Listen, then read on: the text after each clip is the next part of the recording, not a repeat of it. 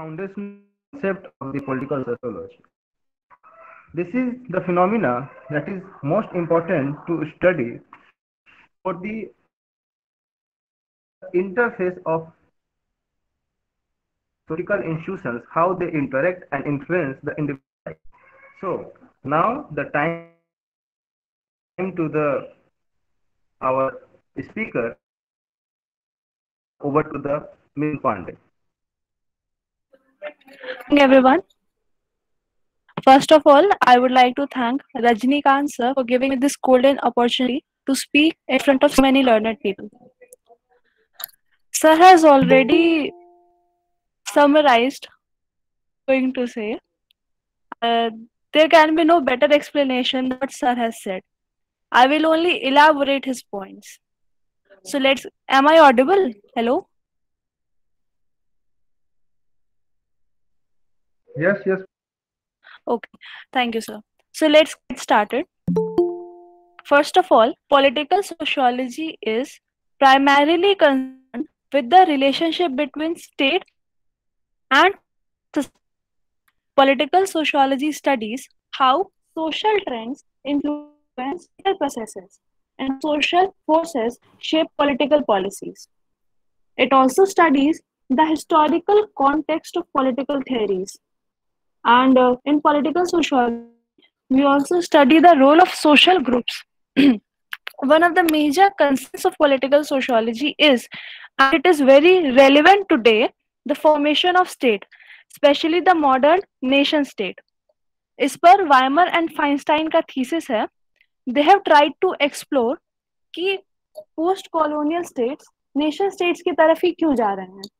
इस पर इन्होंने अपने कुछ हाइपोथेसिस दिए हैं, cultural hypothesis, political hypothesis and economic hypothesis. तो पॉलिटिकल हाइपोथेसिस में उनका कहना है देयर आर टू थिंग्स. पहली चीज ये होती है कि जो लोग वर्ल्ड वॉर 2 के बाद आजाद होना चाह रहे थे, तो the demand rose from the grass roots and they found some common points जो उनको ऑलरेडी एक नेशन बनाता था. And it is also argued by Gellner. उनको ऑलरेडी वो कॉमन पॉइंट्स प्रोवाइड करता था जिससे वो अपने को आपस में जुड़ा हुआ फील करते थे, कुछ कॉमन वैल्यूज, कल्चर कॉमन, जिससे उनको लगता था कि now they need a nation state. तो फिर दे रिवॉल्टेड और फिर उन्होंने नेशन स्टेट ही फॉर्म किया और किसी फॉर्म ऑफ स्टेट की तरफ वो नहीं गए. पहला. उसके बाद पॉलिटिकल के बाद था हमारा कल्चरल. कल्चरल भी इससे काफी सिमिलर है. What happens is actually people realize the common things, the common values, morals and then they come together and form a nation state. Economic में ये था, व्हाट हैपेंस इज जब कोई सोसाइटी एग्रीकल्चरल से इंडस्ट्रियल की तरफ जाती है तो बहुत टेंडेंसी होती है कि वो नेशन स्टेट ही बनाएगी क्योंकि फैक्टर्स उसके फेवर में होते हैं.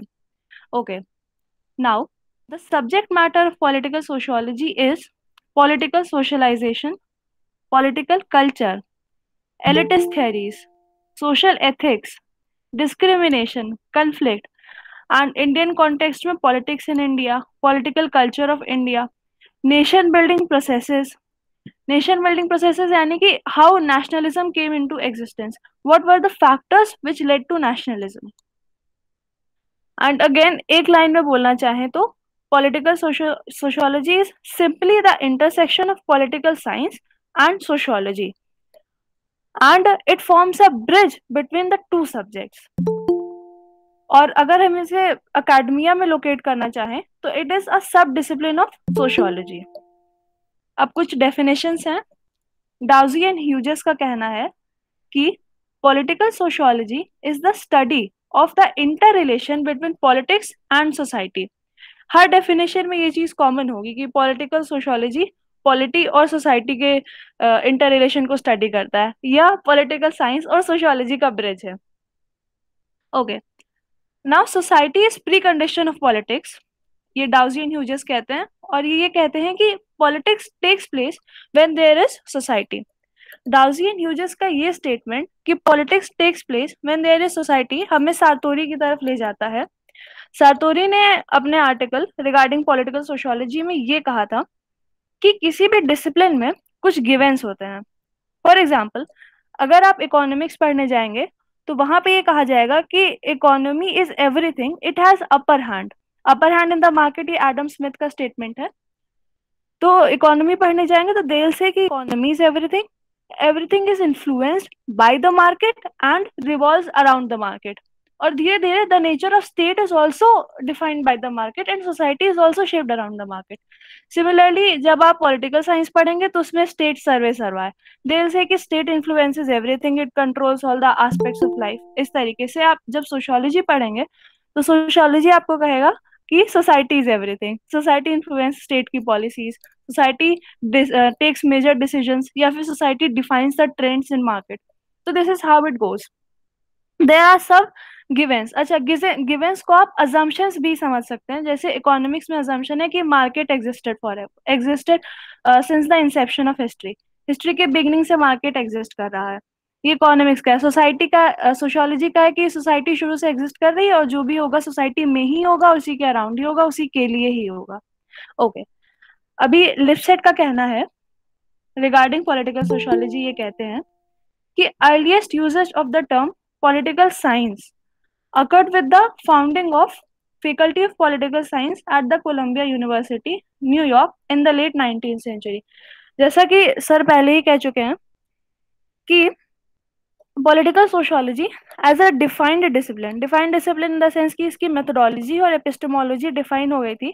जैसे आप पॉलिटिकल सोशियोलॉजी पढ़ने जाएंगे तो आपको एग्जैक्टली पढ़ना क्या है, ये अकेडमिया में वर्ल्ड वॉर के बाद आया था। तो उसके पहले की जो हिस्ट्री है that is basically the history of political science and sociology which we will look into.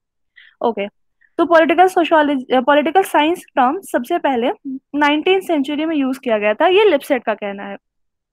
Then 1903 में अमेरिकन पॉलिटिकल साइंस एसोसिएशन बना था और इसने अपनी मैगजीन स्टार्ट की थी, अमेरिकन पॉलिटिकल साइंस रिव्यू।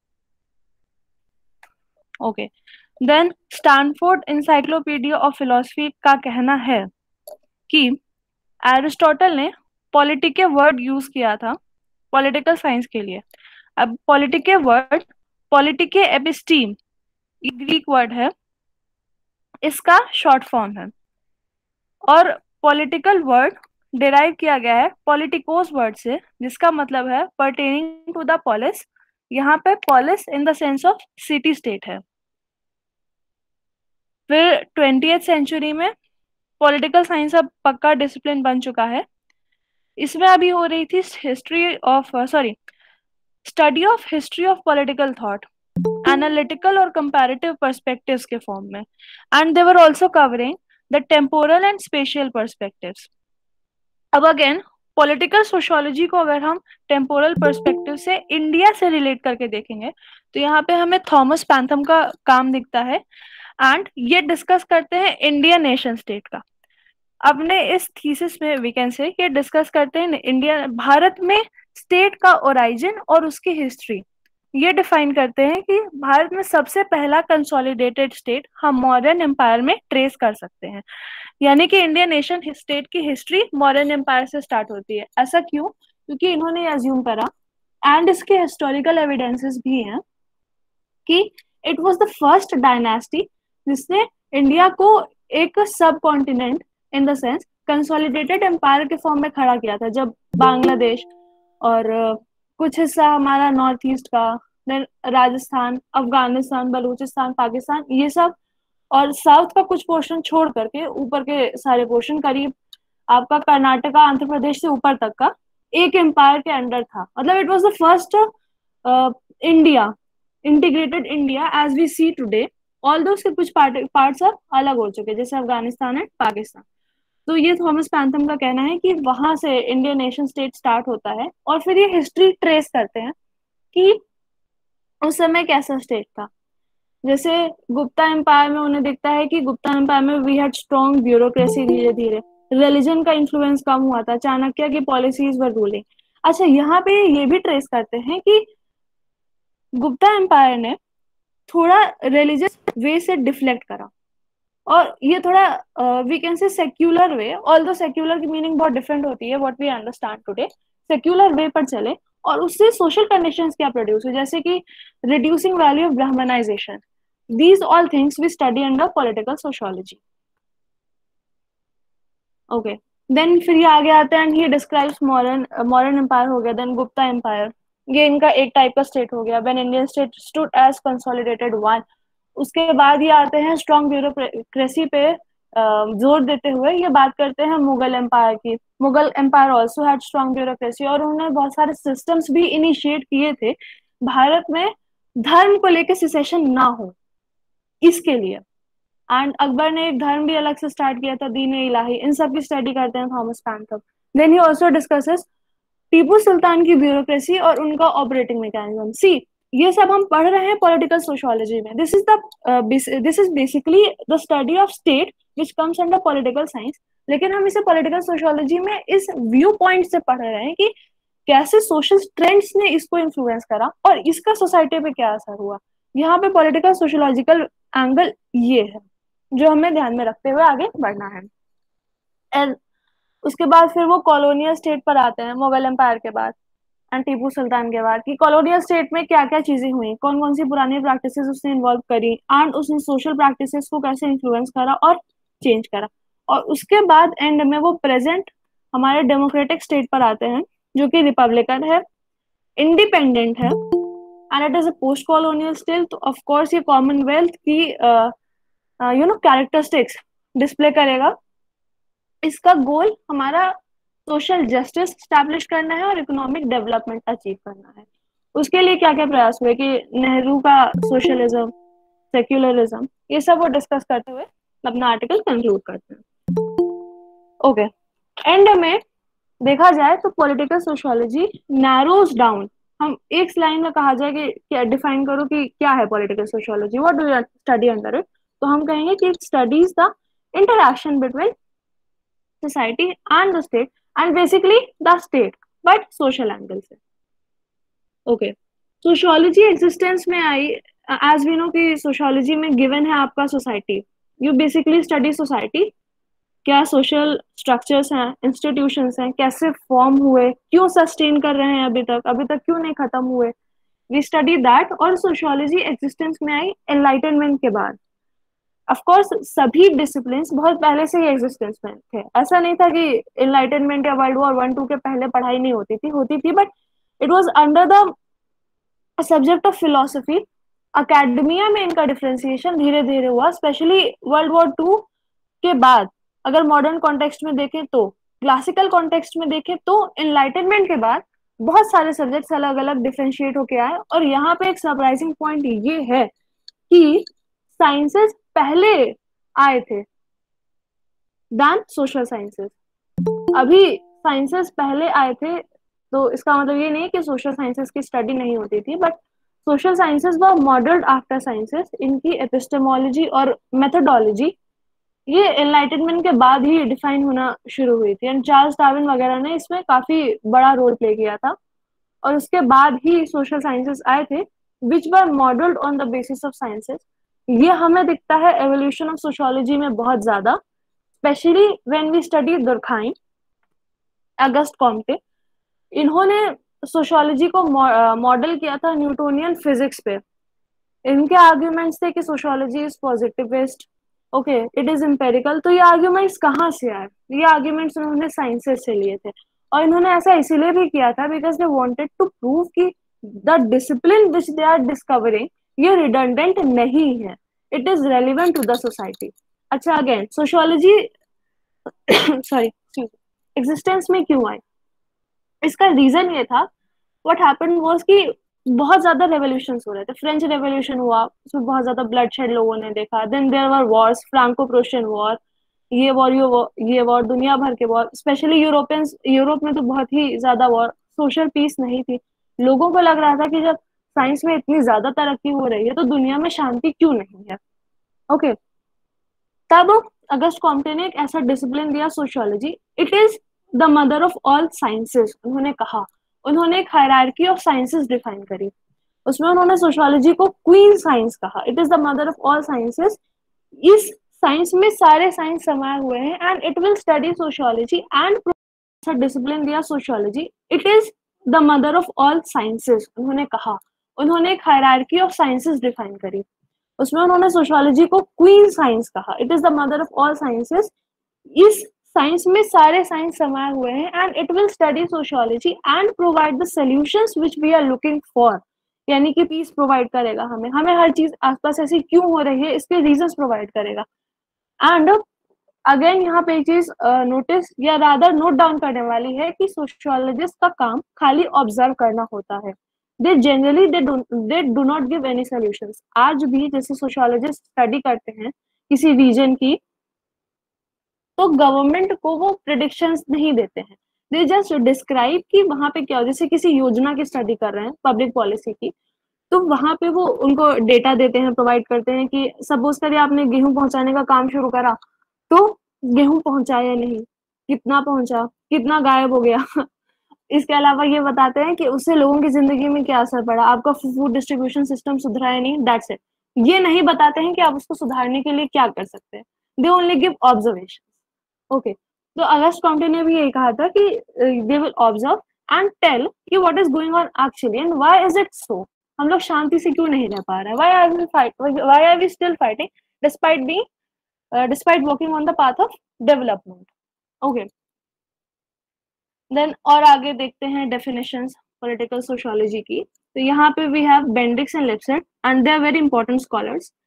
ये कहते हैं कि political sociology starts with society and examines how it affects the state. Now they are taking it other way around. अभी तक हम लोग स्टेट का देख रहे थे, they are like no, हम लोग सोसाइटी को देखेंगे और फिर बताएंगे कि ये स्टेट को कैसे अफेक्ट कर रही है। Okay, then back to Dowsey and Hughes again.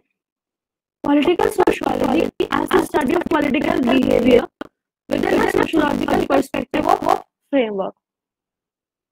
इनका भी वही कहना है कि पॉलिटिकल सोशियोलॉजी, यहाँ पे इन्होंने एक नया वर्ड ले आए हैं कि पॉलिटिकल बिहेवियर की स्टडी है। Okay, now political behaviour in context of what is influencing political behaviour यहाँ पे। तो यहाँ पे जैसे हैं कि political behaviour is influenced by sociology, यानी कि सोसाइटी। तो उस सॉरी अगेन, तो इस पर्सपेक्टिव से we are going to study कि how people behave in the political arena. वो जाएंगे तो वो किसको वोट देने जाएंगे और क्यों वोट देने जाएंगे, उनका सोशल कॉन्टेक्स्ट उन्हें क्या सजेस्ट करता है, वो मुस्लिम है तो किसको वोट देंगे, हिंदू है तो किसको वोट देंगे, माइनॉरिटी है तो किसको वोट देंगे और क्यों वोट देंगे। ओके, यहाँ पे अगेन फ्रेमवर्क यूज किया गया है। तो framework again reminds us of Sartori कि सब हर डिसिप्लिन के कुछ गिवेंस होते हैं जिसके अराउंड उस डिसिप्लिन का सब्जेक्ट मैटर रिवॉल्व करता है। अगेन एक और डेफिनेशन है हमारे पास and it is by Michael Rush and Philip Althoff. इन्होंने कहा है कि political sociology is a subject area which examines the links between politics and society, between social behavior and political behavior. Okay, यहाँ पे इन्होंने किसी को सेंटर में नहीं रखा है, ना सोशियोलॉजी को ना पॉलिटिकल साइंस को। ही सिंपली सेइंग कि इन दोनों के बीच में लिंक्स क्या हैं, we just have to find the hows and whys, that's it. Okay, अब यहाँ पे थोड़ी और इवॉल्व, यानी कि let's look at some modern definitions जिसको हम लोग आज ज्यादा रेलेवेंट माने। ये तो अभी तक एकेडमिक ही डेफिनेशंस थी कि हाँ हमने लिंक स्टडी कर ली, हाउस एंड वाइज स्टडी कर ली, now we are done. No, we are not done. अभी we are having Lewis Coser with us. Lewis Coser का फोकस है पावर डिस्ट्रीब्यूशन पे और एलोकेशन ऑफ पावर पे। ओके, अभी यहाँ पे पॉलिटिकल सोशियोलॉजी के बारे में कोजर कहते हैं कि political sociology is that branch of sociology which is concerned with the social causes and consequences of given distribution of power within or between societies and with the social and political conflicts that lead to changes in the allocation of power. यहाँ पे एक नया dimension ले आए हैं ये power dimension का। अब इनका कहना है कि पॉलिटिकल सोशियोलॉजी क्या है, तो पॉलिटिकल सोशियोलॉजी स्टडी है किसकी, सोशल कॉजेस की और सोशल कंसिक्वेंसेस की। किस पे, पावर डिस्ट्रीब्यूशन पे और पावर के एलोकेशन पे। ओके, यानी कि क्या सोशल कॉजेस हैं वो जिससे पावर डिस्ट्रीब्यूशन इन्फ्लुएंस हो रहा है, फर्स्ट थिंग। सेकंड थिंग कि अभी पावर डिस्ट्रीब्यूशन हो गया, सोशल कॉजेस से इन्फ्लुएंस हो गया, तो अब उसके वापस सोसाइटी पे, मतलब एक सर्कल बना लीजिए, वो स्टार्ट हुआ सोसाइटी से, सोसाइटी ने इन्फ्लुएंस किया पावर डिस्ट्रीब्यूशन और एलोकेशन पे, फिर वापस सोसाइटी पर ही उसका असर हो रहा है। और क्या असर हो रहा है ये हमें लुइस कोजर बताएंगे पॉलिटिकल सोशियोलॉजी में। ओके, अब हमारे पास है कीथ फॉक्स। और इनका कहना है, कीथ फॉक्स का इंडिया पे भी बहुत काम है, स्पेशली मॉडर्निटी इन इंडिया पे। तो इनका कहना है कि political sociology is concern with the relationship between politics and society. जैसा मैंने पहले भी कहा, ये हर डेफिनेशन में मिलेगा। एग्जाम में किसी को कुछ ना भी आता है, बस सिंपली लिख दे कि it is the relationship between politics and society, you will get marks. Okay, now political sociology को डिस्टिंक्टिव क्या बनाता है सबसे, तो इस पे कीथ फॉक्स कहती हैं कि it acknowledges that political actors operate with in a wider social context. इस पे ये कहती है कि पॉलिटिकल सोशियोलॉजी एक्सेप्ट करता है, रादर हमें ये बताता भी है कि पॉलिटिकल एक्टर्स एक सोशल कॉन्टेक्स्ट से इन्फ्लुएंस होकर काम करते हैं। ओके, अब ये पॉलिटिकल एक्टर्स क्या हैं? पॉलिटिकल एक्टर्स से इनका यहाँ पे मतलब है पॉलिटिकल पार्टीज का, प्रेशर ग्रुप्स का एंड सोशल मूवमेंट्स का। पॉलिटिकल पार्टीज किसी एक सेक्शन के या जो भी जनरल सोशल इंटरेस्ट होगा, mind the word social interest, उसको रिप्रेजेंट करेंगे या वो इशू रेज करेंगे स्टेट के सामने। अगेन प्रेशर ग्रुप्स भी ऐसा कुछ ऐसे ही कुछ इशू लेकर के जाएंगे, वो इंडिविजुअल इश्यूज नहीं लेके जाएंगे, they will take the social issue which is belonging या pertaining to a collective. Again social movement भी किसी सोशल कॉज की वजह से होते हैं। इंडिविजुअल सोशल मूवमेंट नहीं कर सकता, you need people for that and a consolidated cause for that, okay, which convinces everyone कि yes this is the need। feminist movement होना चाहिए क्योंकि महिलाओं को और rights चाहिए। जब भी सभी को रियलाइज होगा तभी वो सोशल मूवमेंट में कन्वर्ट होगा, एक महिला के कहने से नहीं कि अभी मुझे वोटिंग का राइट है। Okay, and again Keith Faulks ये भी कहती हैं कि ये आपके जो पॉलिटिकल एक्टर्स हैं, they shape and are in turn shaped by social structures. जब पॉलिटिकल सोशियोलॉजी पढ़ रहे हैं तो हम सोसाइटी को कहीं छोड़ ही नहीं सकते हैं। और यहाँ पे कीथ फॉक्स फिर सोसाइटी को बीच में लाके कहती हैं कि ये पॉलिटिकल एक्टर्स सोशल स्ट्रक्चर से इन्फ्लुएंस होते हैं। इस तरीके के सोशल स्ट्रक्चर से, तो जेंडर, क्लास, नेशनैलिटी, इन सब से। एंड ये जो सोशल स्ट्रक्चर्स हैं, ये हमेशा इंश्योर करते हैं सोसाइटी में कि पॉलिटिकल इन्फ्लुएंस हमेशा अनइक्वल रहे। ओके, और कीथ फॉक्स की डेफिनेशन का भी मेन कॉन्सेप्ट या की concept we can say power ही है। And what is power? तो पावर की डेफिनेशन मैक्स वेबर ने दी है और यहाँ पे कीथ फॉक्स ने भी दी है। तो पहले कीथ फॉक्स के देखते हैं। ये कहती हैं कि Keith Faulks is the capacity to achieve one's objectives even when those objectives are in conflict with the interest of another actor. यानी कि दूसरे के इंटरेस्ट के वो अगेंस्ट है, स्टिल हम अगर अपने कॉन्फ्लिक्ट को, अपने इंटरेस्ट को परस्यू कर जाए तो दैट इज पावर। और मैक्स वेबर ने भी ऐसे ही कुछ कहा है। मैक्स वेबर ने तो ये कहा है कि किसी से भी कोई काम करवा लेना उनकी इच्छा के विरुद्ध, दैट इज पावर। ओके, अभी हमारे सामने ये क्वेश्चंस आते हैं पॉलिटिकल सोशियोलॉजी में कि ये पावर एक्सरसाइज कौन कर रहा है, ये पावर एक्सरसाइज कैसे की जा रही है, इस पावर को इंस्टीट्यूशनलाइज कैसे किया जा रहा है, इसको इंस्ट्रूमेंट्स कहाँ से मिल रहे हैं एग्जिस्ट करने के और हम पे, मतलब इंडिविजुअल एक्टर्स को इन्फ्लुएंस करने के। एंड सबसे इम्पोर्टेंट कि इस पावर को लेजिटिमेसी कहाँ से मिल रही है। ओके, ये क्वेश्चंस हो गए जिनसे पॉलिटिकल सोशियोलॉजी डील कर रही है, स्पेशली मॉडर्न क्या पोस्ट मॉडर्न कॉन्टेक्स्ट रादर। अब नेचर देखते हैं। पॉलिटिकल सोशियोलॉजी के नेचर में ये चीजें आती हैं कि it understands the processes of interaction between government and society, decision making authorities and conflicting social forces and interests. Okay, then political system और उसके social, economic, cultural, environment, impacts, ये सब भी political sociology के nature में आते हैं, like we study it under political sociology.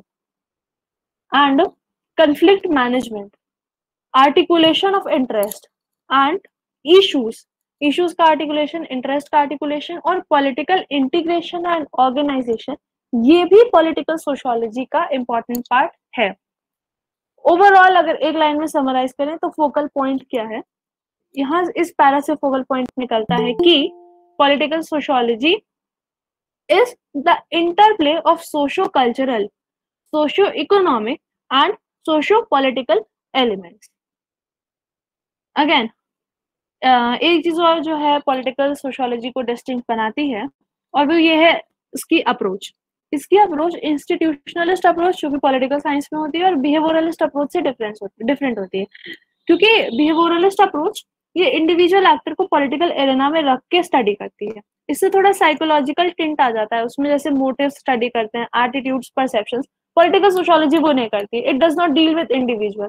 If कोई भी वर्ड जिसके आगे सोशियोलॉजी लगा होगा तो इसका मतलब यही है कि इट इज कलेक्टिव। आप भूल जाना है कि individual even exist, no it does not exist, collective exist. Even political sociology, गोली मारी, सोशियोलॉजी, सोशियोलॉजी में भी basic unit of analysis family को लेते हैं। Individual is not the basic unit of society, family is the basic unit of society.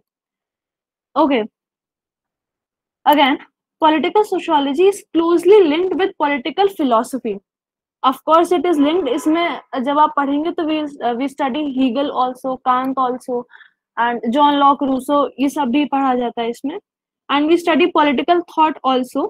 Indian political thought भी पढ़ते हैं इसमें, और Greek philosophy भी पढ़ते हैं। मैकियावेली को बहुत पढ़ते हैं, और मार्क्स को तो पॉलिटिकल सोशियोलॉजी का बेसिस मानते हैं, क्योंकि पॉलिटिकल सोशियोलॉजी में कंफ्लिक्ट एक बहुत बड़ा रोल प्ले करती है, और सोसाइटी का नेचर कंफ्लिक्टिंग है, ये पॉइंट ही सबसे पहले मार्क्स ने किया था। तो no Marx means no political sociology, और बहुत सारे डिसिप्लिन का अंत हो जाएगा अगर कार्ल मार्क्स ना हो इस दुनिया में तो। एंड मार्क्स ने बात करी थी नेचर ऑफ पॉलिटिकल पावर पे, और उसके रिलेशनशिप सोशल और इकोनॉमिक ऑर्गेनाइजेशंस से।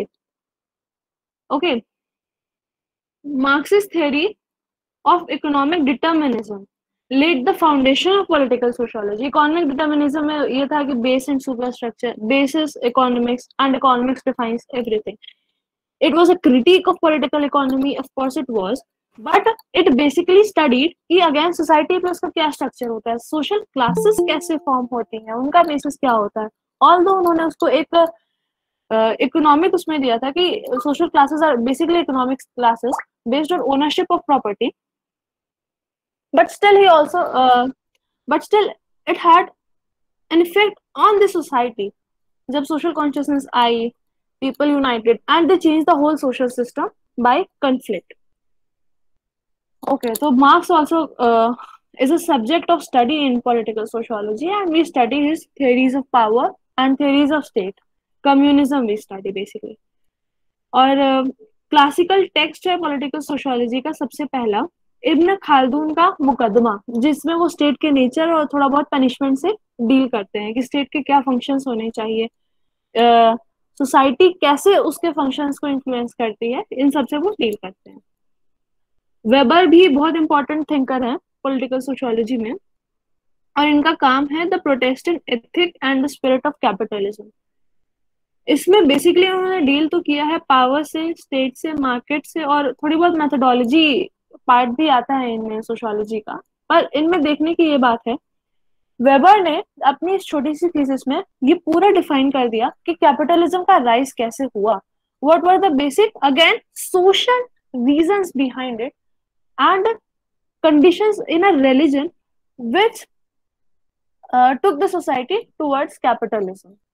और इन्होंने ये चीज और डिफाइन करी है कि क्यों ही एक ही सोशल क्लास ऐसा क्यों है, या फिर एक ही रिलीजन ऐसा क्यों है जिससे ज्यादा से ज्यादा कैपिटलिस्ट लोग बाहर आ रहे हैं, वही लोग एंटरप्रेन्योर्स क्यों हो रहे हैं, बाकी रिलीजन्स के लोग क्यों नहीं हो रहे।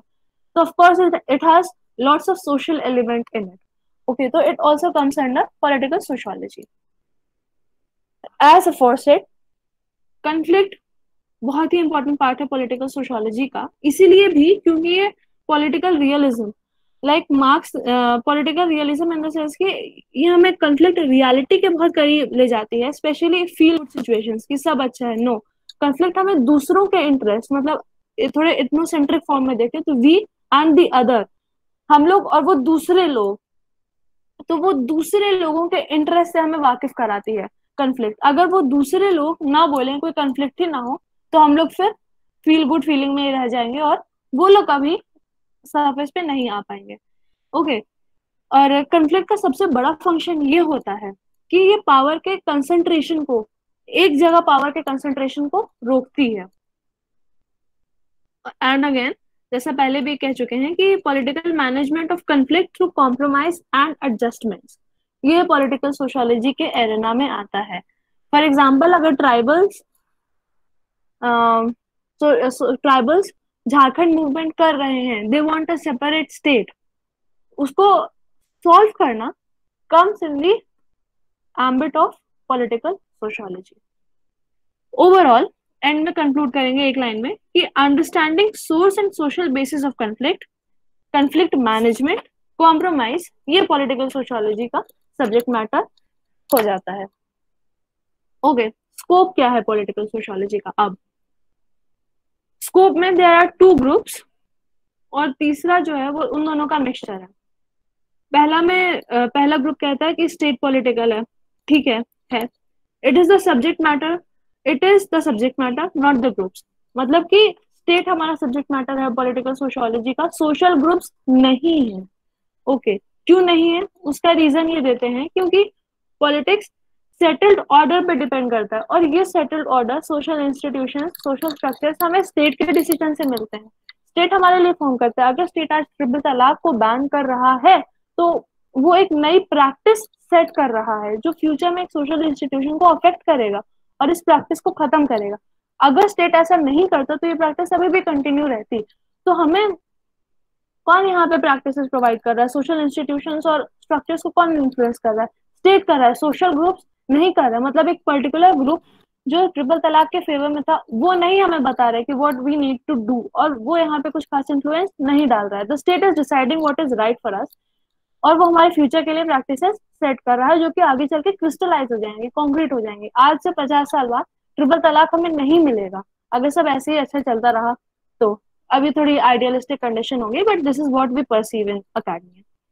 ओके, तो इनका ये कहना है कि state is the subject matter of political sociology. Social groups नहीं आते हैं और इसका रीजन एक ये भी है कि हम स्टेट को लेजिटिमेसी देते हैं, छोटे छोटे ग्रुप्स को नहीं. हरियाणा के बाहर खाप पंचायत की बात कोई नहीं सुनेगा, उसकी वैलिडिटी सिर्फ हरियाणा तक ही, हरियाणा के कुछ गांवों तक ही है. जबकि हमारे इंडियन गवर्नमेंट की वैलिडिटी, वो जो भी लॉ पास करेगी वो पूरे इंडिया में होगी अनटिल अनलेस उसका कुछ स्पेशल जैसे अफपा या फिर आर्टिकल 370 35 ना हो कि ये सिर्फ इसी स्टेट में एक्टिव है. वरना वो जो भी लॉ पास करेगी वो पूरे भारत में एप्लीकेबल होगा and everyone has to abide by the law, नहीं तो फिर पनिशमेंट्स डिफाइंड है उसके लिए. तो हमने स्टेट को लेजिटिमेसी दी हुई है, हमने छोटे से खाप पंचायत को लेजिटिमेसी नहीं दी हुई है, उस सोशल ग्रुप को नहीं बोला हुआ है कि हम इसकी बात मानेंगे. तो इसीलिए हमारे सब्जेक्ट मैटर है स्टेट, वो सोशल ग्रुप नहीं. ओके, इनकी बात काटते हुए सेकेंड ग्रुप कहता है कि नहीं, सोशल ग्रुप भी सब्जेक्ट मैटर है. क्यों है? क्योंकि पॉलिटिक्स तो हर सोशल रिलेशन में प्रेजेंट है. हर जगह आप पावर स्ट्रगल देखेंगे, लोग अपने इंटरेस्ट को नेगोशिएट कर रहे हैं. भाई खाप पंचायत कुछ कह रही है, एक डेफिनेट रीजन में ही कह रही है, तो क्यों कह रही है? वो अपने इंटरेस्ट को नेगोशिएट कर रही है और हमने सर्वाइवल का माध्यम बना रही है इन अ वे, है ना. तो वहां पे भी we see a social relation, तो इसीलिए वो भी हमारे लिए सब्जेक्ट मैटर है सोशियोलॉजी का. और इनका ये भी कहना है कि इंडिविजुअल्स छोटे छोटे सोशल ग्रुप्स बनाते हैं और इनके थ्रू ये पेरेंट ऑर्गेनाइजेशंस को इन्फ्लुएंस करते हैं. पेरेंट ऑर्गेनाइजेशंस यानी कि फैमिली, क्लब, कॉलेज, इन सबको, और इस तरीके से वो पावर एक्सरसाइज में पार्ट लेते हैं. अब हर कोई जो स्टेट में होगा, फॉर एग्जाम्पल अगर आपका कोई इशू है तो उसके लिए आप सबसे पहले गुट बनाएंगे, कुछ लोगों को राजी करेंगे कि हाँ ये एक वैलिड मैटर है. आप प्रेशर ग्रुप बना सकते हैं, ट्रेड यूनियन बना सकते हैं, उसके थ्रू आप जाके स्टेट तक अपनी बात पहुंचाएंगे. तो इन अ वे यहाँ पे भी आप पावर एक्सरसाइज कर रहे हैं. कुछ आप स्टेट को भी थ्रेटन करेंगे कि तुम अगर ये नहीं करोगे तो हम नेक्स्ट इलेक्शन में तुमको वोट नहीं देंगे. एक तरीके से आप भी पॉलिटिकल प्रोसेस को इन्फ्लुएंस कर रहे हैं सोशल ग्रुप के माध्यम से, भले ही छोटा सा ग्रुप क्यों ना हो. तो इस तरीके से वो कहते हैं कि यहाँ पे भी तो सोशल रिलेशंस एग्जिस्ट कर रही हैं. हरियाणा में जाके आप खाप पंचायत को ना मानिए, गवर्नमेंट वहां की उसको थोड़ा सीरियसली डील करने लगे उससे, तो फिर जो लोग भी खाप पंचायत के सपोर्टर्स है वो उस गवर्नमेंट को वोट नहीं देंगे, तो सरकार नहीं बनेगी उनकी अगली बार. इस पर्सनल इंटरेस्ट को देखते हुए दे अंडरस्टैंड कि हाँ यहाँ पे भी पावर एक्सरसाइज हो रही है, यहाँ पे भी सोशल रिलेशंस हैं, तो इसको भी सब्जेक्ट मैटर मानो सोशियोलॉजी का. ओके, फिर यहाँ पे ग्रियर एंड ऑर्लिन्स ये बीच का रास्ता निकालता है कि इसको भी पढ़ लीजिए आप, स्टेट को भी पढ़ लीजिए और सोशल ग्रुप्स को भी पढ़ लीजिए. ये कहते हैं कि political sociology is concerned with the structure of the state, the nature and condition of legitimacy, and the nature of monopoly of force and its use by the state, as well as the nature of the subunits and the relation with the state. अभी सब units में आप social group समझ सकते हैं, pressure group समझ सकते हैं, पॉलिटिकल पार्टी समझ सकते हैं, रीजनल लिंग्विस्टिक ग्रुप समझ सकते हैं, कुछ भी समझ सकते हैं, anything which has the power to influence decision making. Okay, तो यहाँ पे इन्होंने कह दिया कि सब ग्रुप्स भी हो गए आपके, स्टेट भी हो गया, उसकी लेजिटिमेसी भी पढ़ लीजिए आप, स्टेट का क्या स्ट्रक्चर है, नेचर है, स्कोप, ये सब पढ़ लीजिए, एवरीथिंग इज पॉलिटिकल सोशियोलॉजी इन्होंने बोल दिया। पॉलिटिकल सोशियोलॉजी में कुछ की टर्म्स हम लोग देखना चाहें तो, जैसे for example you start studying political sociology, आप क्या पढ़ेंगे सबसे पहले? यू स्टडी लेजिटिमेसी, वेबर की legitimacy, then you study participation, you study social representation, you will also study political culture. Okay, और ये सब स्टेट से रिलेटेड है, एंड इसके अलावा जो कुछ भी स्टेट से रिलेटेड है, everything is the subject matter of political sociology, because everything is in a way exercising power and social relations are everywhere. Okay, next definition है हमारे पास आंद्रू इफरात की। ये पॉलिटिकल सोशियोलॉजी का स्कोप पावर और authority के terms में define करते हैं।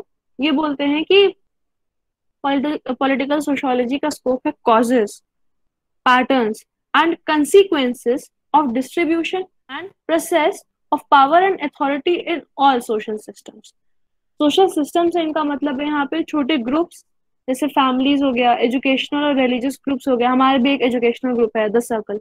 ओके, हम लोग भी अगर थोड़े और बड़े लेवल पे करें, कुछ इश्यूज रेज करें, तो we can also influence government in some way. And then he also talks about government and political institutions.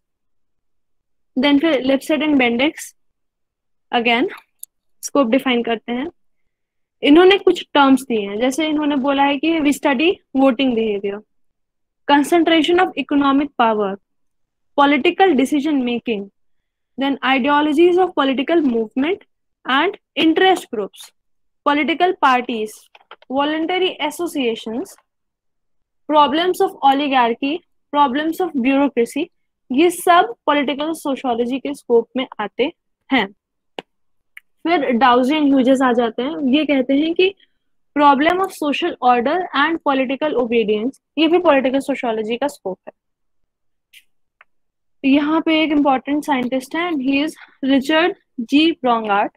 इनका कहना है कि पॉलिटिकल सोशियोलॉजिस्ट तीन चीजों के डायनेमिक एसोसिएशन की स्टडी करते हैं। यहाँ पे वर्ड इन्होंने यूज किया है डायनेमिक एसोसिएशन। एसोसिएशन मतलब इनके बीच में आपस में कोई संबंध है, there is some relation. Dynamic है कि वो रिलेशन चेंज हो रहा है। अब वो तीन चीजें क्या हैं? वो चीजें हैं कि social origin of politics, politics का social origin, okay, then structure of political processes और effects of politics on the surrounding society and culture. तीनों आप ये अपने में ही तीनों काफी बड़ी चीजें हैं, और इनके भी रिलेशन की study is the scope of political sociology.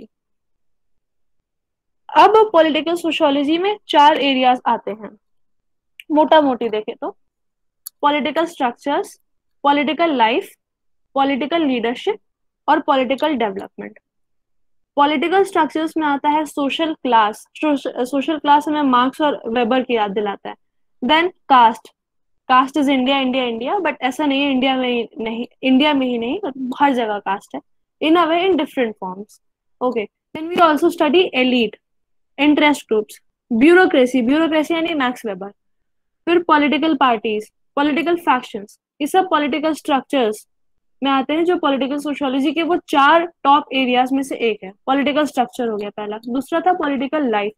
इसमें political life में electoral process, political communication और ओपिनियन फॉर्मेशन। आपको ओपिनियन कैसे फॉर्म हो रहा है, what are the social factors influencing it, ये पॉलिटिकल सोशियोलॉजी में आता है। देन पॉलिटिकल लीडरशिप के बेस क्या है, टाइप क्या है, और कम्युनिटी पावर स्ट्रक्चर आपका कैसे काम करता है, ये सब political leadership and political development में स्टेट पॉलिसीज वगैरह आ जाता है। ओके, आज हम क्या पढ़ते हैं पॉलिटिकल सोशियोलॉजी में? तो आज हम पढ़ते हैं 4 चीजें। पहली पढ़ते हैं कि socio political formation of the modern state, आज का स्टेट कैसे बना। और ये जो टर्म है मॉडर्न स्टेट, मॉडर्निटी, इसकी अपने में ही हम लोग एक लेक्चर ऑर्गेनाइज कर सकते हैं सर्कल में, ये अपना ही एक बड़ा सा टॉपिक है। देन सोशल इनइक्वालिटी ग्रुप्स के बीच में, और सोशल इनइक्वालिटी इंटर और इंट्रा मतलब दो ग्रुप्स के बीच में सोशल इनइक्वालिटी, और एक ग्रुप के अंदर खुद ही, जैसे एक ग्रुप है ए और एक ग्रुप है बी, तो इन दोनों के बीच में क्या सोशल इनइक्वालिटी, जैसे जेंडर ले लें, ए मेल है बी फीमेल है, तो क्या इसके बीच में सोशल इनइक्वालिटी है, पहली चीज। दूसरी चीज, जो सोशल ग्रुप है हमारा ए, इसी के अंदर क्या सोशल इनइक्वालिटी है, जैसे कि ए को हम लोग ने पकड़ लिया, ए मेल है, ए पूरे मेल्स, इस दुनिया के सारे मेल्स ग्रुप ए में है, उसमें कुछ ओल्ड होंगे, कुछ यंग होंगे, कुछ टीनेजर्स होंगे, तो एक कॉन्सेप्ट है हमारा patriarchy, it is a feminist concept. तो इसमें क्या होता है, बेसिकली एक मिसकंसेप्शन है कि पेट्रियार्की मतलब मेन का डोमिनेशन विमेन पे। No, that is not the case. Patriarchy means कि कैसे elder male is dominating everyone else in the household, it also includes younger males. Okay, कैसे सपोज कर लीजिए किसी फैमिली का हेड है पिताजी, तो कैसे वो पिताजी अपनी वाइफ को, बेटी को तो डोमिनेट कर ही रहे हैं, साथ ही में अपने बेटे को भी कैसे डोमिनेट कर रहे हैं, तो that is patriarchy. Okay, generally दादाजी होते हैं पेट्रियार्क फैमिली के। एंड ये सोशल ग्रुप्स के इनइक्वालिटी, दो ग्रुप्स के बीच में और एक ग्रुप के अंदर खुद ही इनइक्वालिटी, ये भी पॉलिटिकल सोशियोलॉजी का टॉपिक है। और इसमें आप क्लास, रेस, जेंडर, कास्ट, बहुत सारे ऐसे ग्रुप्स आ जा सकते हैं, any group you can imagine, आप उसकी स्टडी कर सकते हैं। ओके, फिर पब्लिक पर्सनालिटीज, सोशल मूवमेंट्स और इनके trends, formal institutions of political power, formal institutions यानी कि स्टेट में जो भी आ जाते हैं आपके एग्जीक्यूटिव, लेजिस्लेटिव, जुडिशियरी, ये सब, और informal institution, political parties, political pressure groups, इन सब में क्या पावर रिलेशंस हैं, ये भी आपका पॉलिटिकल सोशियोलॉजी के अंदर आता है। ये कैसे पॉलिटिक्स को अफेक्ट कर रहे हैं, और अफेक्ट कर रहे हैं मतलब सोशल कैसे पॉलिटिकल को अफेक्ट कर रहा है, और इन टर्न कैसे अफेक्ट हो रहा है। Okay, then power relationship within and between social groups, family, workplace, media, bureaucracy, इन सब के बीच में क्या पावर रिलेशनशिप है, पावर मैट्रिक्स क्या चल रही है, ये भी पॉलिटिकल सोशियोलॉजी का पार्ट आता है। और थोड़ा सा एवोल्यूशन पे, इसमें एवोल्यूशन में कुछ खास है नहीं, because if you study political sociology you basically study the evolution of political science and sociology. It always existed, but academia में डिसिप्लिन के फॉर्म में केम आफ्टर 1945 वर्ल्ड वॉर 2 का एंड। ओके, तो इसमें चिलकोट का कहना है, early political sociologists were interested in studying political and social life by incorporating data based on empirical research and an examination of informal institution and processes। यानी इसके पहले when they were studying, before sociology became a consolidated academic discipline, they were studying, तो ये empirical study कर रहे थे informal institutions की। Then sorry, empirical study यानी कि they were using statistical and scientific methods, they were using experiments basically। फिर गितानो Mosca ने 1896 में एलिट्स और मासेस के बीच में डिस्टिंग्विश किया था।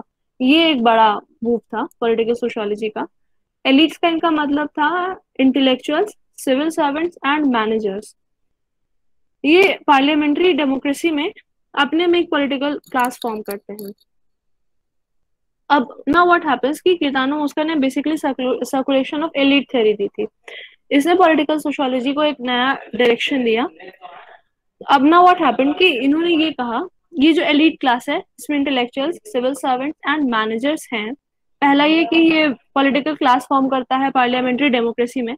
सेकेंडली इन्होंने कहा कि इसमें धीरे धीरे एज मॉडर्निटी केम, रिक्रूटमेंट स्टार्ट हुआ डिप्राइव ग्रुप, लोअर स्ट्रेटा और न्यू सोशल ग्रुप्स, इन सब से। मतलब पहले ये जनरली वीसी फ्यूडलिज्म में एरिस्टोक्रेट्स का रूल, तो यहाँ पे क्या हुआ कि जो नीचे वाले लोग थे मतलब प्लेबियंस थे, उन सबको भी इंक्लूड किया जाने लगा इस पॉलिटिकल एलिट में। क्यों किया जाने लगा? क्योंकि new opportunities opened up in that social context. हम लोग 1896 की बात कर रहे हैं। ओके, इससे क्या हुआ कि सोशल सोसाइटी में ट्रांसफॉर्मेशन हुआ, बहुत बड़ा बदलाव आया, and this is known as circulation of elite. कि पहले एरिस्टोक्रेट्स एलिट थे, हमें ओलिगार्की देखने को मिलती थी हर जगह पे, लेकिन अभी यहाँ पे न्यू एलिट क्लास फॉर्म हुआ, उसमें इंटेलेक्चुअल, सिविल सर्वेंट्स और मैनेजर्स आ गए। आप इंडिया में भी देख सकते हैं, स्पेशली सिविल सर्वेंट्स के उसमें, कि कोई भी भले बहुत ही निचली सोशल कंडीशन से आ रहा हो, but once he becomes a civil servant उसकी क्लास ही चेंज हो जाती है and becomes a part of the elite class of our nation, our country. Okay, then second है हमारे परेटो। इन्होंने गवर्निंग और नॉन गवर्निंग एलिट में डिफ्रेंशिएट किया, और ये भी इन्होंने 1896 और 97 के आसपास ही किया था। Sorry again. Then Marx Weber, इनका पहले भी हम लोग चर्चा कर चुके हैं। इन्होंने Protestant ethic and spirit of capitalism काम किया था इन्होंने इस किताब पे। This is his book basically, जिसमें इन्होंने थ्योरी दी थी कि entrepreneurial drives of individuals in capitalist economies के क्या रीजन है। व्हाट ड्राइव्स एन इंडिविजुअल कि वो कैपिटल इकट्ठा करे, उसको इन्वेस्ट करे, री इन्वेस्ट करे, और जिससे और ज्यादा कैपिटल बनाए एंड अगेन उसको इन्वेस्ट करे, री इन्वेस्ट करे, इस तरह से मार्केट साइकिल चलती रहे और वो रिच होता रहे। तो उसमें उन्होंने रीजन बताया था कि it is because of Protestant ethic, और कुछ उन्होंने रिलीजन्स के नाम दिए थे कि इनके भी एथिक्स ऐसे हैं। And he talked about this worldly asceticism and other worldly asceticism। मतलब आप अपने जीवन के सुख इसी जन्म में भोगना चाहते हैं या दूसरे जन्म में भोगना चाहते हैं। तो ही सेड के प्रोटेस्टेंट एथिक्स में ये सिखाते हैं कि अभी अगर हम बहुत ज्यादा चीजों में इंडल्ज नहीं होंगे, इंडल्जेंस नहीं दिखाएंगे, लग्जरी का भोग नहीं करेंगे, तो मरने के बाद वी विल गेट हेवन। ये आइडियोलॉजी प्रोटेस्टेंट क्रिश्चियनिटी की उन्हें कैपिटलिस्ट और एंटरप्रेन्योरियल क्लास बनाती है। ये बोला था मैक्स वेबर ने। ओके, इन्होंने और भी कॉन्सेप्ट्स दिए थे जो कि पॉलिटिकल सोशियोलॉजी में रेलिवेंट हैं, जैसे साइंस पे बात की थी इन्होंने बहुत ज्यादा कि हाउ इट इन्फ्लुएंसेस। देन इन्होंने बात की थी टेक्नोलॉजी एंड ब्यूरोक्रेसी। ब्यूरोक्रेसी इनका बहुत पॉपुलर कॉन्सेप्ट है और उसे हम आज भी बहुत हद तक रेलिवेंट पाते हैं, आज की bureaucratic structure in government as well as private establishments में। वहां पे भी काफी वीसी rationalisation of society, mechanisation of humans.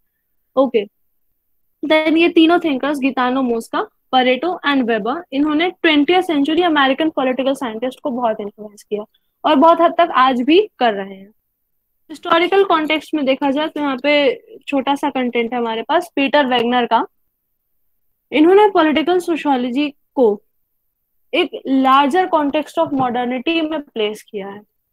इन्होंने 3 चीजों के बारे में बात की है। पहला उन्होंने बोला है कि classical sociology and first crisis of modernity, यहाँ पे हमें पॉलिटिकल सोशियोलॉजी देखने को मिलती है। और फर्स्ट क्राइसिस ऑफ मॉडर्निटी से इनका मतलब है कि लिबरलिज्म का failure.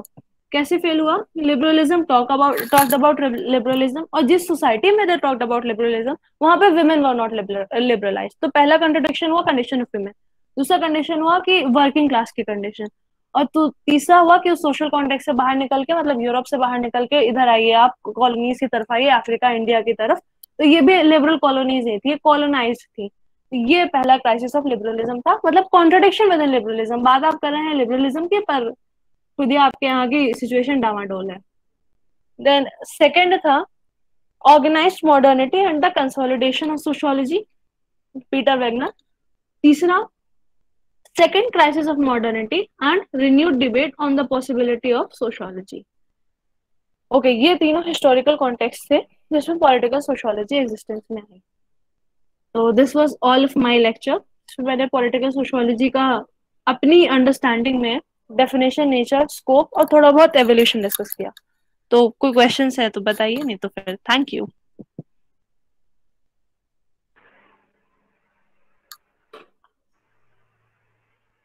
So, okay. So fine. So first of all, I would like to thank to Bhuvan Pandey for such an interesting and a comprehensive lecture on the political sociology, and you defined well and all the aspects you have covered on the political sociology. So thank you very much for this. And now lecture part has been over, and I'm going to open floor for the question hour session. So I am inviting to all scholars and the students and faculty members to ask questions. So please, you can proceed now. One by one, you can ask your question from the Bhuvan Pandey. She will respond.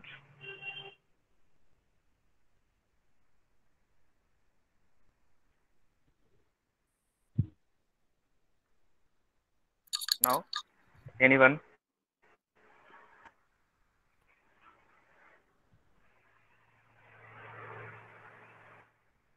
मुझे ये नहीं समझ में आ रहा कि political sociology में हम social behaviour के स्टडी पर फोकस करते हैं, तो सोशियोलॉजी के में किसके स्टडी पर फोकस करेंगे?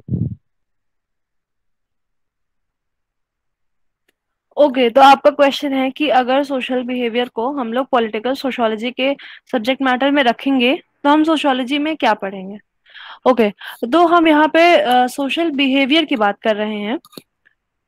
तो जब हम सोशियोलॉजी का सब्जेक्ट मैटर में आपका आता है सोशल स्ट्रक्चर, सोशल इंस्टीट्यूशंस, ये सब, और सोशल बिहेवियर, इन सब से इन्फ्लुएंस होता है, तो उसको आप पॉलिटिकल सोशियोलॉजी में रखेंगे। और क्यों इसलिए भी रखेंगे क्योंकि पॉलिटिकल सोशियोलॉजी में we talk about politics also, तो we talk about state also.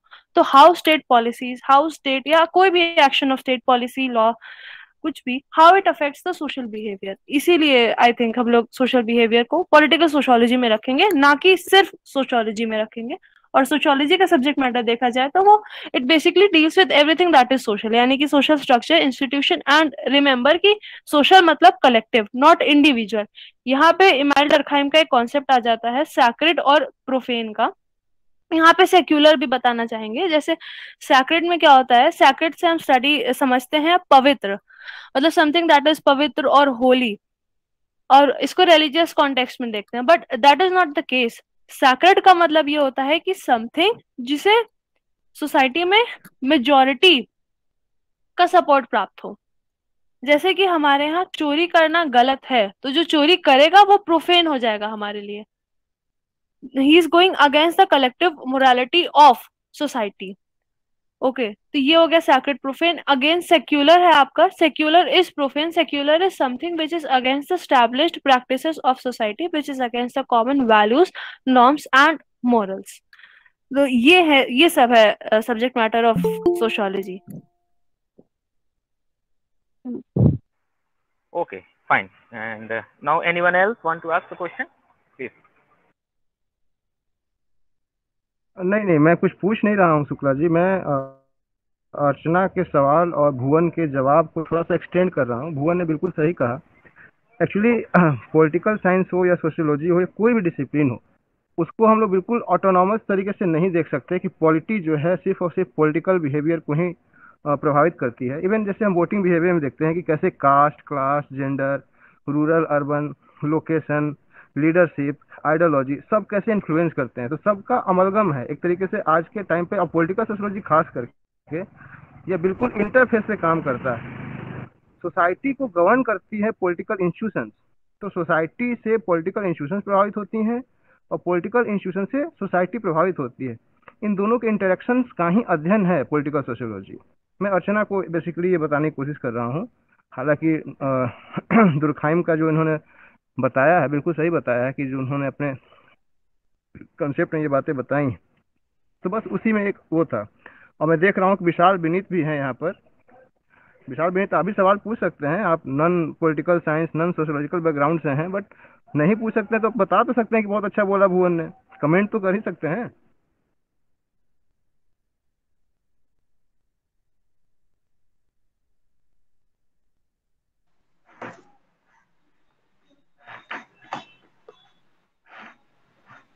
और सवाल लीजिए।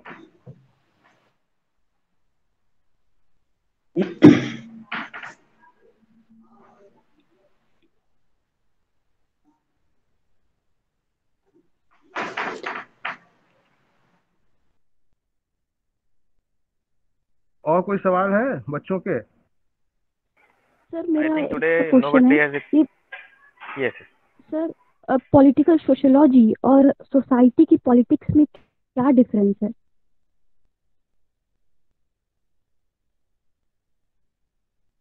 पॉलिटिकल सोशियोलॉजी और सोसाइटी की पॉलिटिक्स, सोसाइटी की पॉलिटिक्स से आपका क्या मतलब है? Hello, am I audible? Yes, yes, you are audible, but I think that Archana has a network issue. That is why it is breaking now. Okay, sir. So, yes. Sir, तो since I can not comprehend this question, तो कोई और अगर इसका answer करना चाहे तो। इसका आंसर तो तभी हो पाएगा ना पता चले कि सोसाइटी का पॉलिटिक्स क्या होता है। हाँ, ये इंटरेस्टिंग है। मैम पॉजिटिविज्म और लॉजिकल पॉजिटिविज्म क्या होता है, अगर एक बार आप बता दें। जी, पॉजिटिविज्म प्लीज रिपीट करिए। मैम पॉजिटिविज्म और लॉजिकल पॉजिटिविज्म क्या होता है, इसका कोई रिलेशन है क्या पॉलिटिकल लॉजी से? आई एम रियली सॉरी, मुझे भी नहीं पता पॉजिटिविज्म क्या होता है, ये मुझको पता है, बट लॉजिकल पॉजिटिविज्म मैं पहली बार सुन रही हूँ। अगर आप बता दें तो। I am respond this question. Yes, sir. Positivism is basically a concept given by Auguste Comte, the father of sociology. According to him, positivism is nothing but the scientific application of social sciences. मैं correct हूँ भुवन? हाँ sir, सही है. But logical positivism term coined by max weber, उन्होंने उसमें positivism में logic को इसलिए प्रमोट किया. उन्होंने कहा कि साइंस को हम हाइपर साइंस की तरह इस्तेमाल नहीं कर सकते हैं. समटाइम्स हम कैजुअल रिलेशन से, इंडक्टिव थियरी से, डिडक्टिव थियरी से भी चीजों को इस्टेब्लिश कर सकते हैं, और उन्होंने इसको टर्म दिया है लॉजिकल पॉजिटिविज्म. शिवम, सर एक आप बार, सुन पा रहे हैं? यस सर, एक बार रिपीट कर दीजिएगा एक बार और. पॉजिटिविज्म जो है, positivism is the term coined by Auguste Comte, the father of sociology. According to him, positivism is nothing but the application of scientific tools, technique, methods in the field of social sciences. ठीक है. Logical positivism जो है, यह max Weber ने दिया है. उन्होंने कहा कि पूरी तरीके से साइंस को अप्लाई करना थोड़ा मुश्किल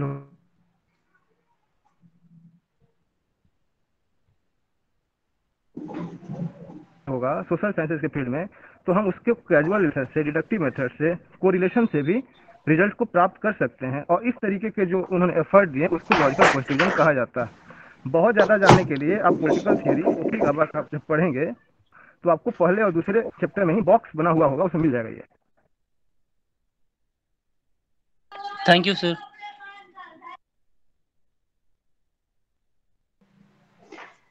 Hello, am I audible?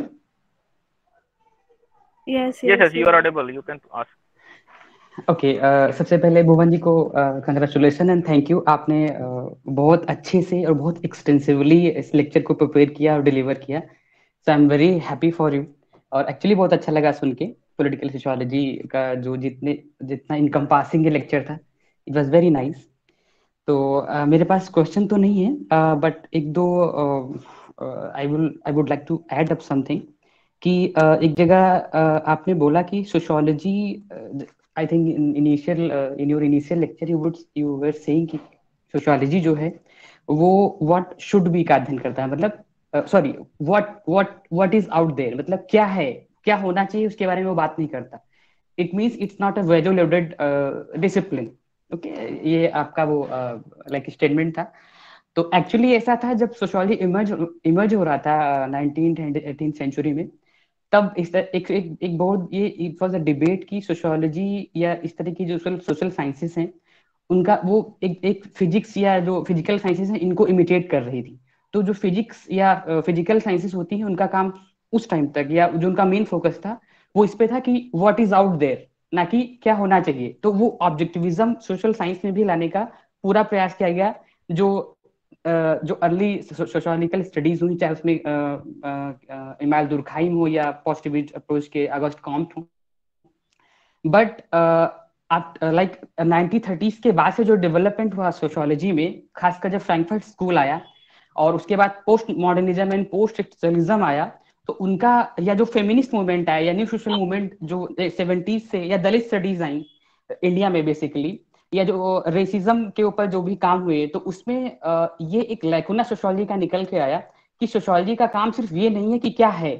Sociology एक टाइम पे वैल्यू लोडेड भी हो सकता है, क्योंकि अगर सोशियोलॉजी वैल्यू लोडेड नहीं होगा कि क्या होना चाहिए, तो फेमिनिस्ट मूवमेंट को गति नहीं मिल पाती, तो कास्ट स्टडीज को गति नहीं मिल पाती. तो हमें सोशियोलॉजी सिर्फ, क्योंकि सोशियोलॉजी में क्या है, जो सोशियोलॉजी के स्टूडेंट होंगे उन्हें पता होगा कि ये एक यहाँ पे सिर्फ एक अप्रोच नहीं चलता है. There are multiple approaches in sociology.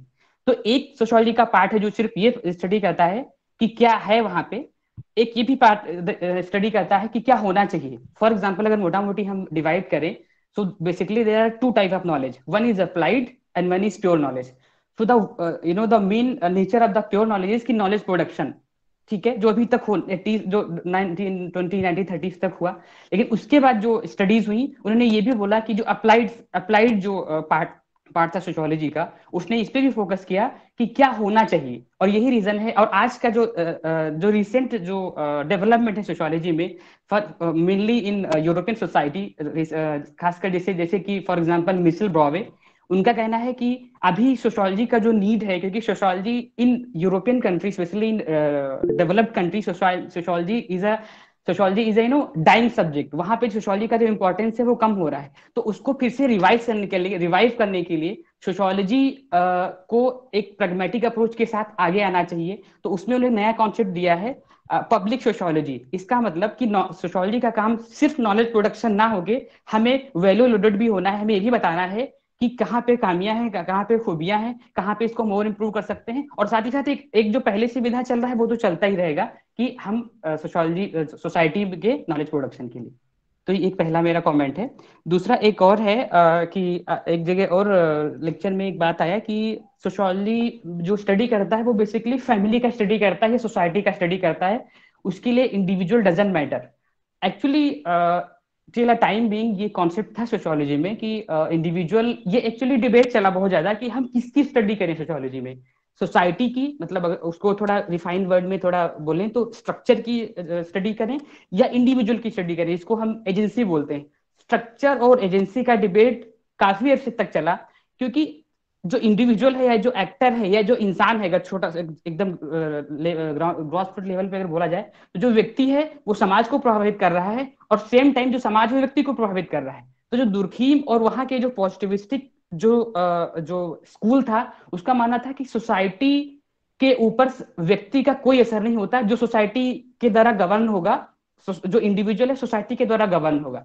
लेकिन जो 1930s के बाद से फिर अगेन जो डेवलपमेंट हुए, फॉर एग्जांपल जॉर्ज सिमेल का काम देखिए, जो एक हमारे नए दो अपने आप में क्या बोलते हैं पर्सपेक्टिव आए, खासकर इथनोमेट्रोलॉजी एंड फिनोमिनोलॉजी। उनका एक यही डिबेट था कि हम इंडिविजुअल लेवल पे किस तरह से स्टडी कर सकते हैं। और इसी पूरे डिबेट को कंक्लूड करते हैं एंथोनी गिडेंस, जिन्होंने अपना थ्योरी दिया स्ट्रक्चरेशन, कि किस तरह से उन्होंने ये कंक्लूड किया कि इंडिविजुअल भी सोसाइटी को इन्फ्लुएंस कर रहा है, उसको शेप कर रहा है, उसको स्ट्रक्चर कर रहा है, उसको रिस्ट्रक्चर कर रहा है, और साथ ही साथ सोसाइटी भी इंडिविजुअल को स्ट्रक्चर कर रही है। तो दोनों एक दूसरे को प्रभावित करते हैं। तो आई थिंक दैट्स इट, मेरे दो पॉइंट है जो मुझे लगा शायद ऐड करना चाहिए इसमें। Thank you. Of course, thank you sir.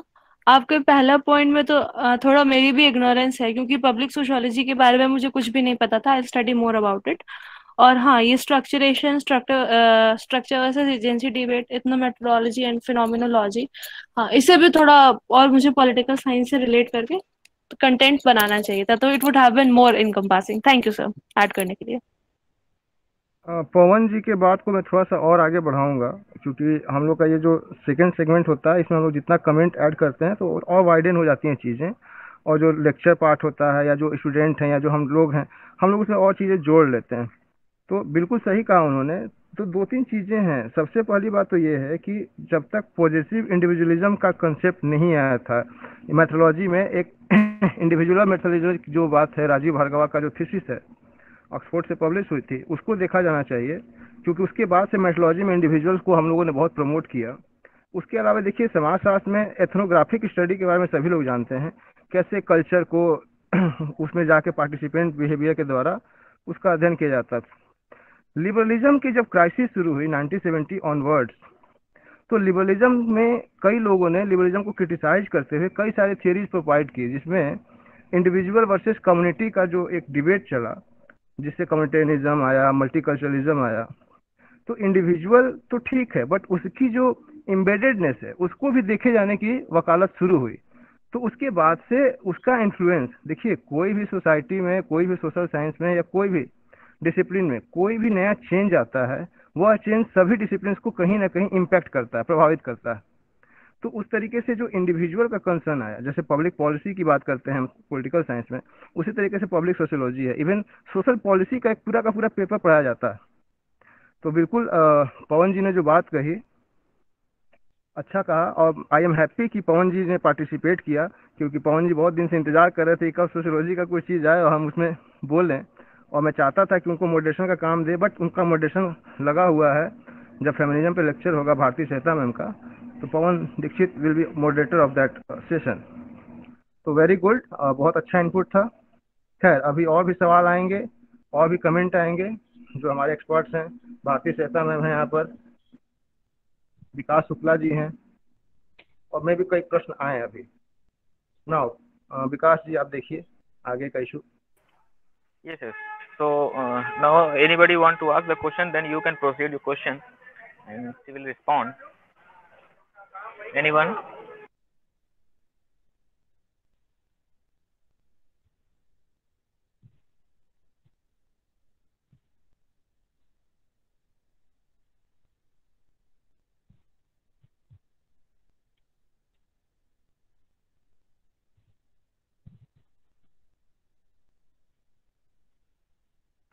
Anyone?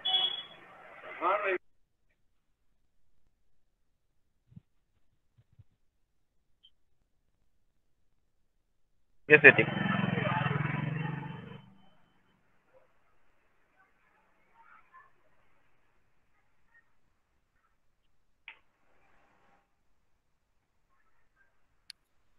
Hello. अगर अकेडमिया में आप इसको लोकेट करना चाहें तो it is a branch of sociology. क्यों? क्योंकि हम इसमें चीजों को सोशल वैंटेज पॉइंट से पढ़ते हैं। अगर हम इसे स्टेट या पॉलिटिकल वैंटेज पॉइंट से पढ़ते तो फिर ये सोशियोलॉजी ऑफ पॉलिटिक्स होती, लेकिन इट इज पॉलिटिकल सोशियोलॉजी। अच्छा, सोशियोलॉजी ऑफ पॉलिटिक्स और पॉलिटिकल सोशियोलॉजी पे अगर आप डीप अंडरस्टैंडिंग चाहते हैं तो एक रेफरेंस दे सकते हैं हम आपको। जियोवानी सार्तोरी का आर्टिकल है कि सोशियोलॉजी ऑफ पॉलिटिक्स और पॉलिटिकल सोशियोलॉजी, यही नाम है उस आर्टिकल का, तो यू कैन रीड दैट। और एक और आर्टिकल है उनका, व्हाट इज पॉलिटिक्स, ये भी बहुत इन्फॉर्मेटिव है। और इस क्वेश्चन को कोई आपको दूसरा बताए उससे अच्छा है कि आपको इसका आंसर मिल जाएगा वहां पे। अभी के लिए वन लाइन सिंपल आंसर कि इट इज अ सब डिसिप्लिन ऑफ सोशियोलॉजी। क्यों? क्योंकि इसमें स्टडी का वैंटेज पॉइंट सोशल है। Okay. Now, okay, Ritik. Now, anyone? Yes, good evening, everyone. नहीं, Bharti Bhuvan here. Yes, good. हाँ, Yes, Yeah, good I evening, would ma'am. like Please, to, you can ask, ma'am.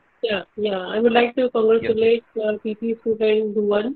She has really worked hard to prepare this lecture, has given a lot of inputs, and of course, with her growing age, she will add more examples because the subject demands more and more exposure to give more examples. Bhuvan, I would like to get a bit about it, that how this pandemic has changed the scope of political sociology. Is it?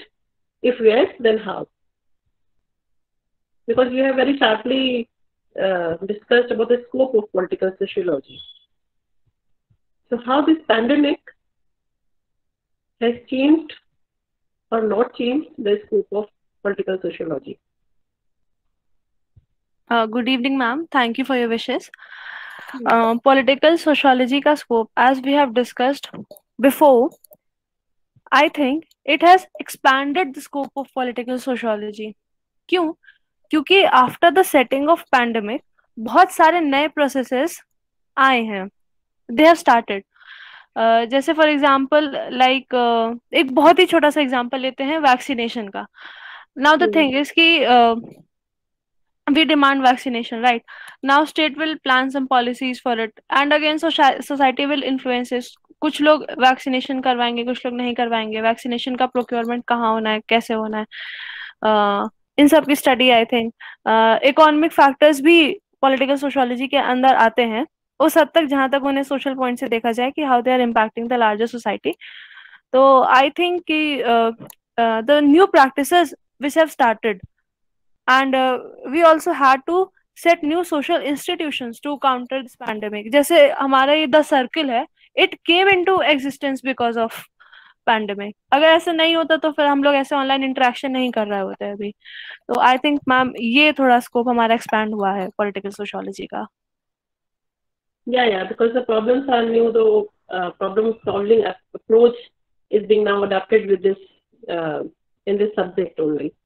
ये subject से भी कुछ अब ऐसा निकलना चाहिए कि we are more into at the problem is in society or in a state, but we must understand that in present globe where problem is created anywhere and other part of the globe is facing the problem, so the problem solving approach must be grounded in the context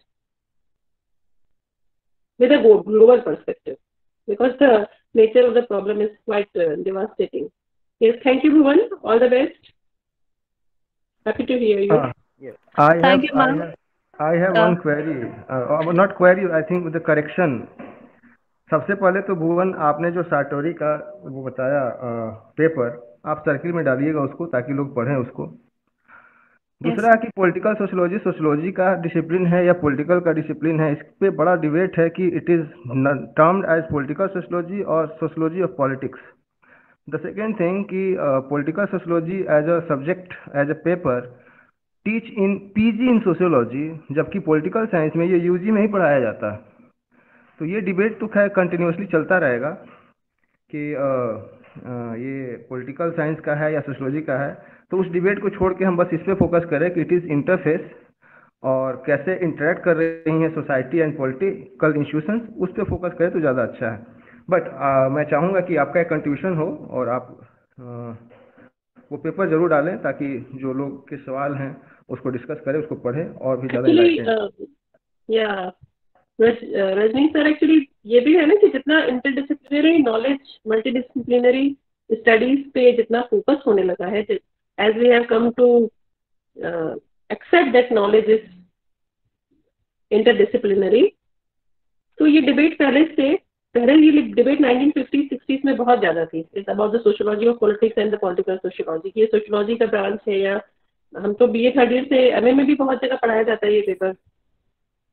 तो अभी थोड़ा मुझे लगता है कि knowledge की interdisciplinary form को accept करते हुए ये लाइनें थोड़ी फीकी पड़ गई हैं।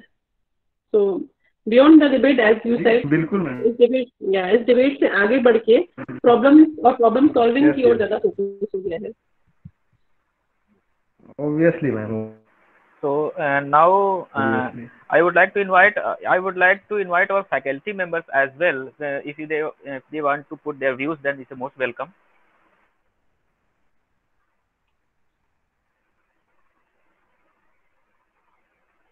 If any faculty members also.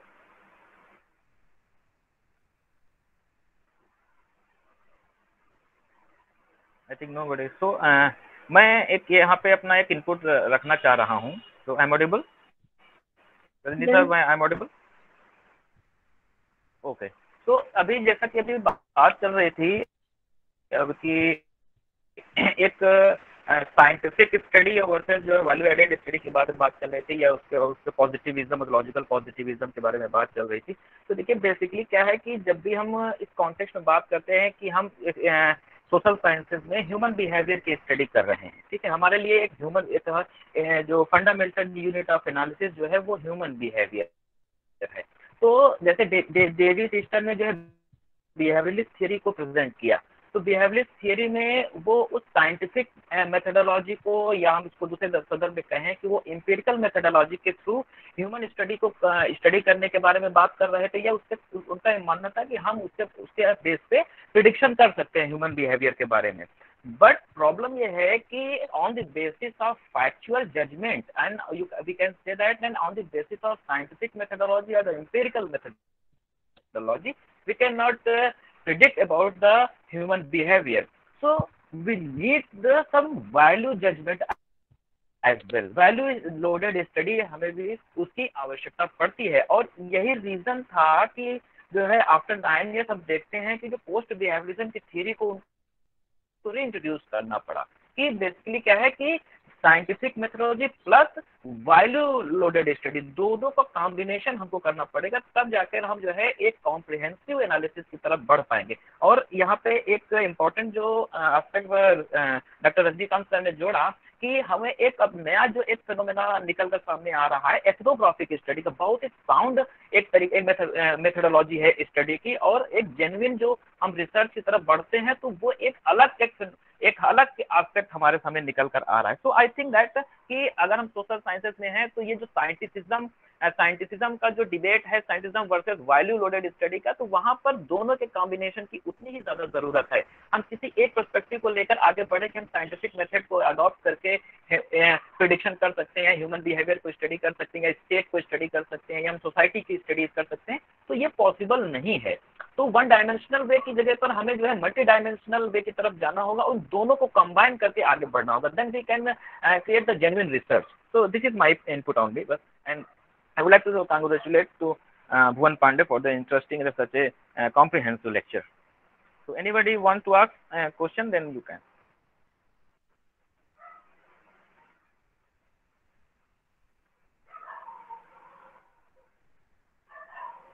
Anyone?